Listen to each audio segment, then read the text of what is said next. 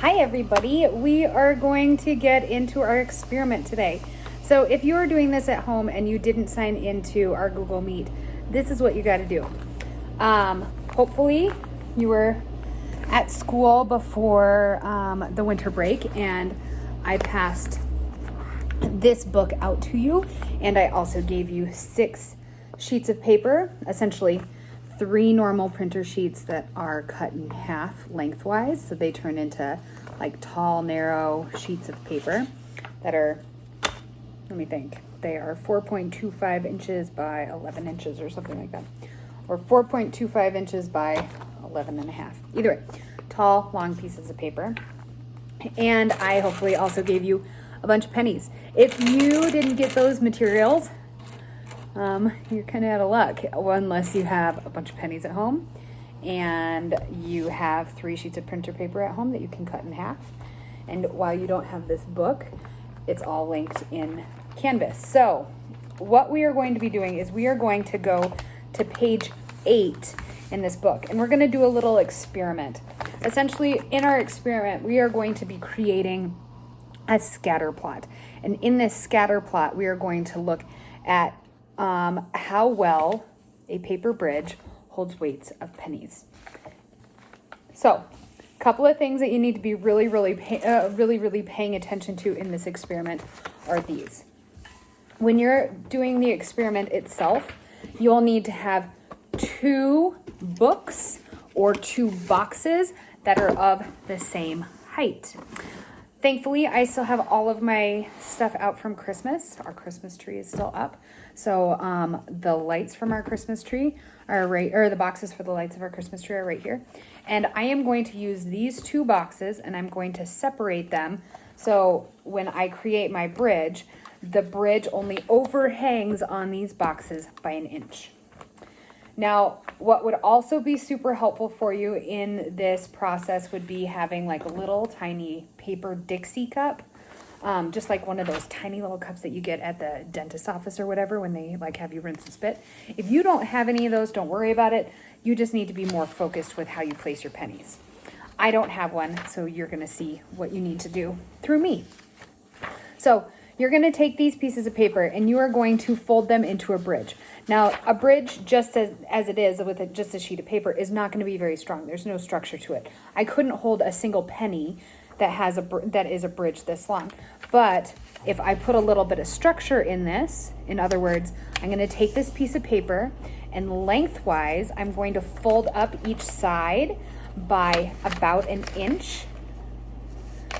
So I'm going to create a little bridge. Just 2 folds has turned this piece of paper into a much stronger structure. And so I'm going to use this structure to put pennies on. Now, a few things, again, this bridge itself, you don't want to have like this bridge be massively overhanging on each of these boxes. This experiment requires you to literally have about 1 inch of overhang on each side of the bridge, and that's it. If you have any more than that, you're essentially defying the purpose of the experiment. So take out a ruler and check your lengths, or like look at the first knuckle on your finger and make sure it's not any longer than like the first knuckle on your finger. After that, you are going to place pennies on your bridge, and you're going to do this careful. I'm being crazy. All right, so you're going to place pennies on your bridge, and you're going to put them right on top of each other, right in the center of your bridge. Notice, as I put this penny in, I'm not dropping it from way up high. I'm not dropping it from up here. If I were, I'm slowly weakening the bridge right in the middle. So I want to make sure this is kind of like a car driving on it. Cars driving on it are not just plopped from like 50 feet up in the air onto a bridge, right? Like if they were, you would have a broken bridge every single time. So I'm just going to add pennies to this until my bridge breaks. And I'm going to try to keep those pennies centered in the middle of this bridge, and eventually they're going to collapse and they're going to pile up. However, if you can keep them, nice and strong in there, check that out, my bridge is weakening. If you can keep them nice and strong in there, then maybe your bridge will last a little bit longer. Your goal is to find how many pennies is needed to make the bridge break, okay? So as of right now, it's still holding, right? Not very well, but it's holding.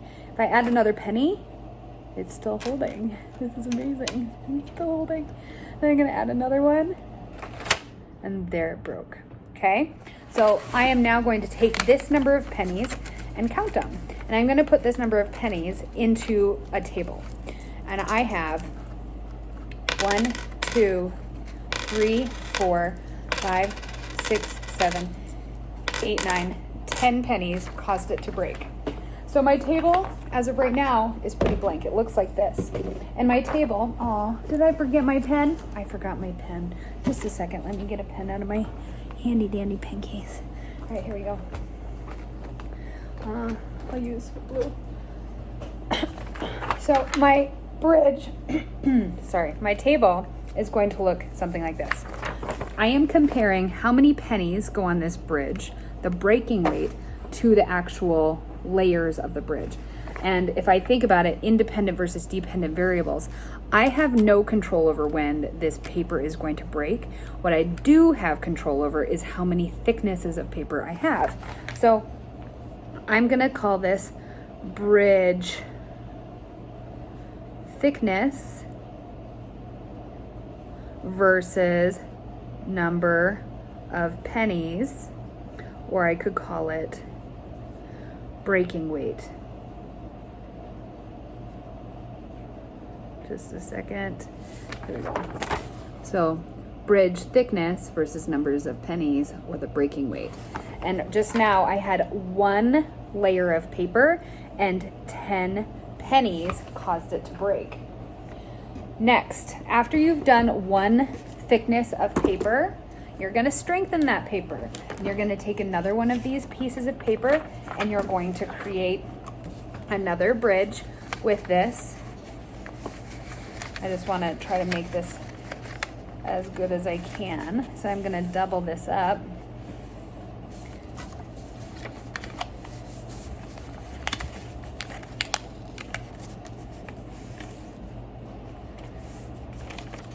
And now what I have is a bridge of 2 thicknesses of paper.